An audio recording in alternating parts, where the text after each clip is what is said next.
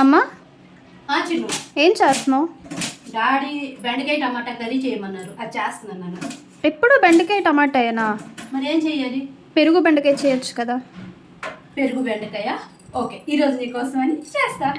Item అయితే చిన్నదే కానీ రుచి మాత్రం అమోఘంగా ఉందండి. దీనికోసం నేనైతే ప్యాన్లో ఆయిల్ వేసుకొని ఆవాలు, జీలకర్ర, కరివేపాకు, కొత్తిమీర, పచ్చిమిర్చి, ఉల్లిపాయలు, తురిమిన అల్లం కొంచెం వేసుకొని ఇది బాగా వేపుకున్నాను. దాంట్లోనే బెండకాయ ముక్కలు కట్ చేసి వేసుకొని ఉప్పు పసుపు వేసుకొని మూత పెట్టుకున్నానండి. అది బాగా వేగనివ్వాలి. ఈలోగా పెరుగు అనేది ఒక బౌల్లో తీసుకొని దాంట్లో ధనియాల పొడి, కారం, రుచికి సరిపడా ఉప్పు వేసుకొని బాగా బ్లెండ్ చేసి పెట్టుకోవాలి. ఈ బెండకాయలన్నీ బాగా వేగిపోయిన తర్వాత మనం పెరుగు అనేది యాడ్ చేసుకొని ఫైనల్ గా కొత్తిమీర అనేది వేసుకోండి.